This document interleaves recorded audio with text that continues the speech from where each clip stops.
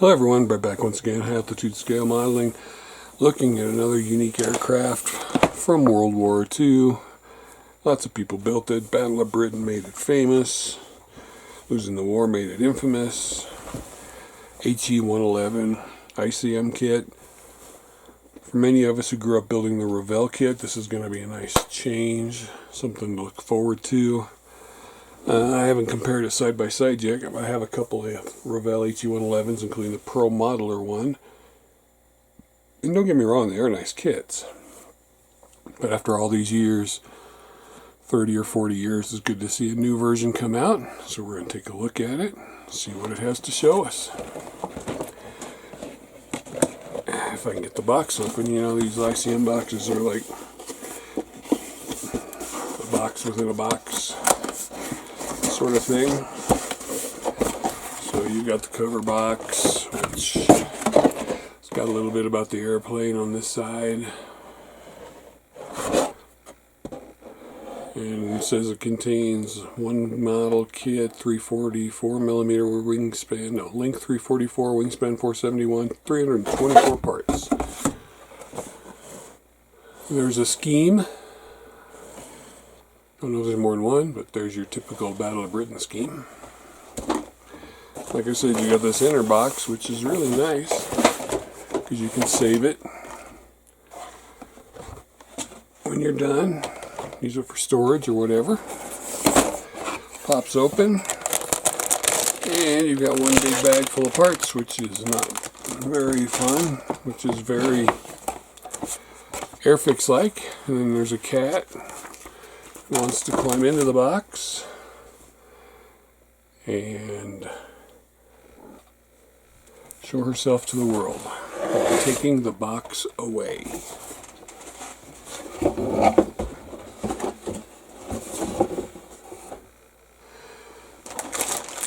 So,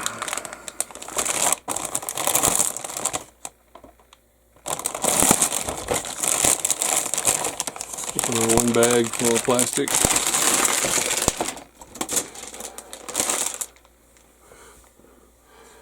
And start at the top.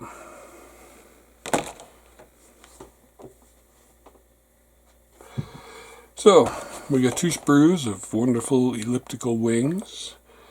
And these look like tails. And then that would make this a rudder, so these have to be elevators because it's too big to be a rudder going on there. But anyway, the bottom of the wings got lots of rivet detail. Top of the wings got rivet detail, lots of panel line detail. Panel line, rivets, access hatches.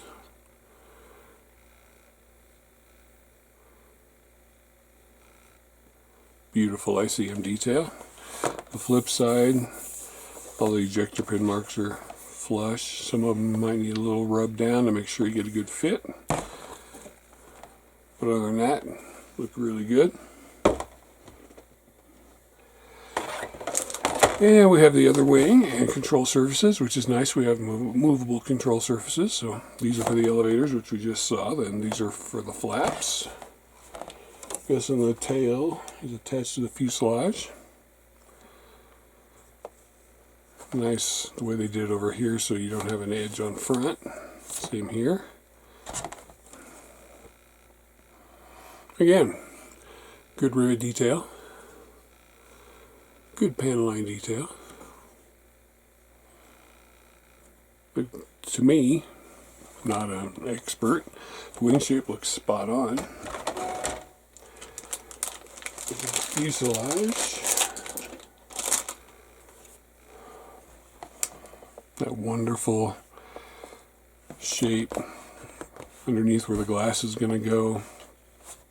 I'm assuming that's a bomb bay. Radio controls. Good detail inside. Lots of little ejector pin marks you may have to clean up depending on how they'll be seen. I'm assuming glass is going to cover that one. There's one there, one there, one there. There's a few throughout here. Not sure if they'll be seen or not. But here's a look at the inside. You can see those ejector pin marks. Same on that panel there and there. Nothing, and we'll take a little cleanup. And they may not even be seen. There's the nice panel line details. There's some rivet detail on there. I'll have to check I have a nice HE111 book. See if we need more rivets in there. A little mold release agent on there, but nothing really to get yourself in a twist about. Good looking plastic, good looking panels, nice solid plastic. I like how this is molded in so you don't have to worry about adding that in. Good attachment points. Again, maybe a little rub to get those down to fit, but the shape of the tail looks right. So far we're looking good. And wing spars. I always like wing spars. It keeps the wing more sturdy, and plus they're doubling as bulkheads. It's a nice touch.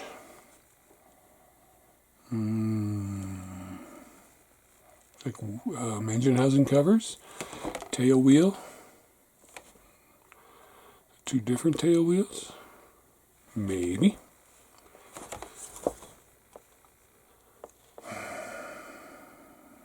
So, looks like the floor of the cockpit, one of the panels for the cockpit. Like this may be the upper cockpit, this is the lower cockpit. Here's the bulkheads and the wing spars, which is going to make it so you get the right angle on the wings. Tail wheel looking good. Bottom of the fuselage for a lower turret, I believe.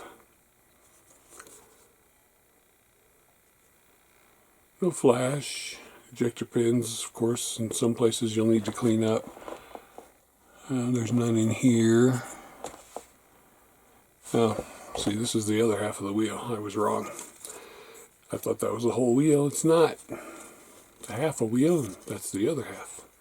Which is good because I don't want to have to cut that and try to put a new wheel on there and hope it held.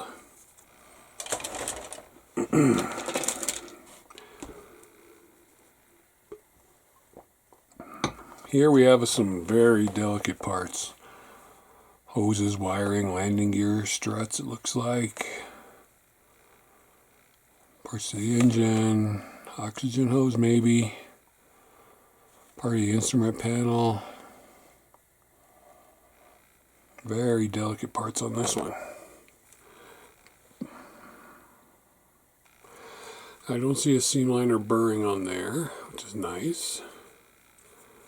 But you can see how delicate.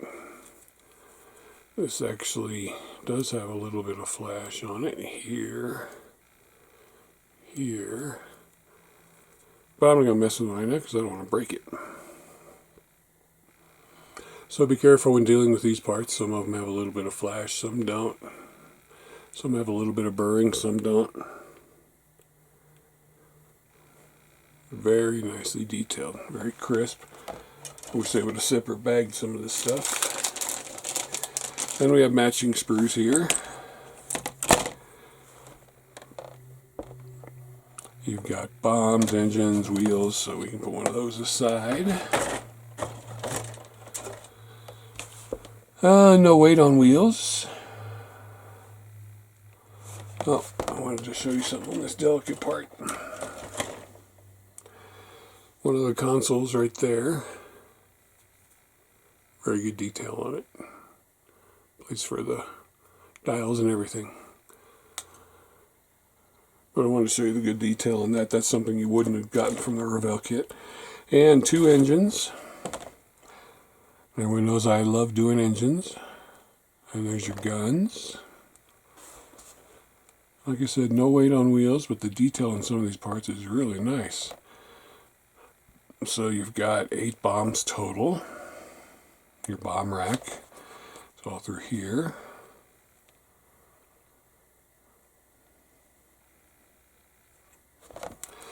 So, let's take a look. Beautiful engine parts. machine guns, nice bombs, more delicate detail parts. There's the wheel halves. Again, no weight on wheels, but I believe Edward sells resin replacements if you want to use them. But I'm going to enjoy doing that engine. These are the exhausts. As you can see, the tips are started, so you just hollow them out a little bit more carefully. The front of the spinner's looking nice. The propeller, no flash, no burring, looks really good. Propeller tip. So that's it for the main plastic, the clear parts, which there's a lot of on this. Now I do have an Edward mask set for this because you know what the front of this thing looks like. So these are those windows I was talking about, which would cover some of those ejector pin marks once they're painted. Front glass looking good, good clarity, good strong framing.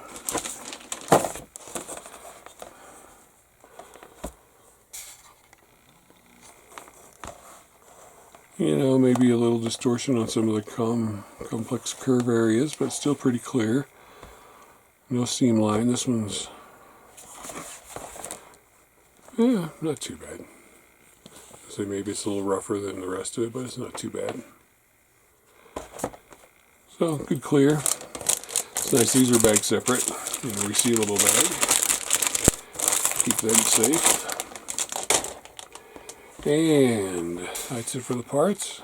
Let's take a look at the directions and the decals. A little bit about the airplane. Color guide. Revell and Tamiya colors, that's it. Decals stuck in here.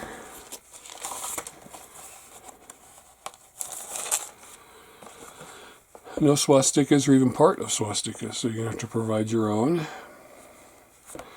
Lots of decal film between the letters. The rest of them are all cut very tight. Doesn't say where they're printed, but it does have an ICM logo, so I'm assuming they print their own decals. Really pretty glossy. But they're all in register. That red's really nice. The blue's nice. You can see there's a lot of decal film in between those letters you're going to have to take care of. Everything else has got really close.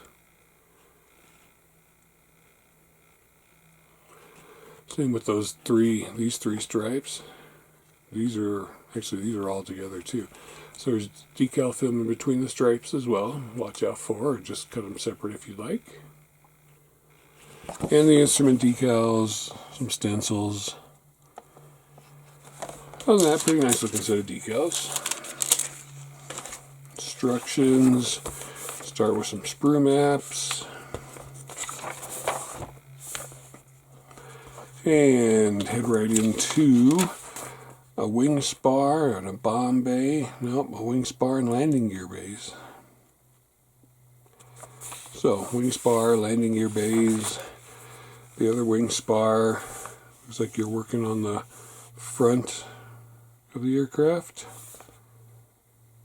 This is a gunner's position. Then you're working on the cockpit.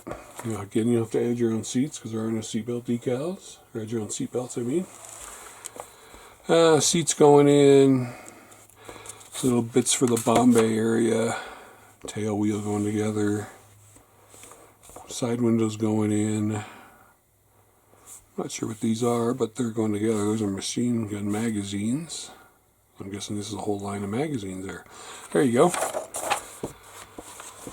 All your magazines plus a gun go in there, so you're going to have to put those in and be careful when you're painting.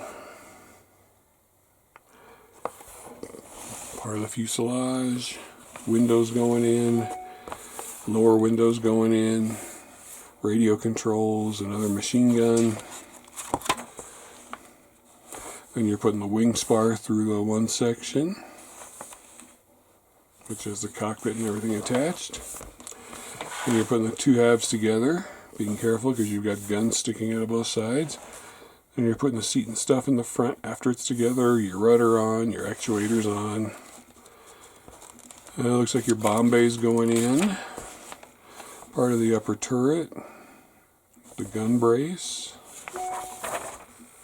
You're putting your bomb racks together, and these bombs went nose down instead of horizontal like the bomb racks in B-17s. And the whole bomb section slides in there, and I know you can get an Edward HE-111 Photo-Etch Bombe. Looks pretty complex. Putting the bottom wings on, elevators together, tails on, engines together. Detail them up as much as you like. Engines going on. They're attaching to the wing spars, which is nice, and the lower wings are already on, remember that. Sides of the engine panels, tops, so you can display this open if you want to do diorama. More little parts going around, other sides of the engine. Top wings going on. Upper engine panels going on. Lots of engine panels. You can display this open really nice. Exhaust. There's an instrument panel and a front gun there. More side panels for the engine. There's gluing the whole circular nose together, which you're going to have to be very careful because you don't ruin it with glue. There's a lower gun. There's a front gun. More glass panels. There's your two nose pieces. Well, your one nose piece. Pick one. Your lower guns. Your wheels going together, so you can do those after it's painted. Your props going on. Some more actuators for the landing gear, then the doors for the landing gear and the bomb bay. And some more glass going on for your upper turret. And your finished looking bird right there, you'll need to put an antenna wire on. And you've got some color call outs, so you've got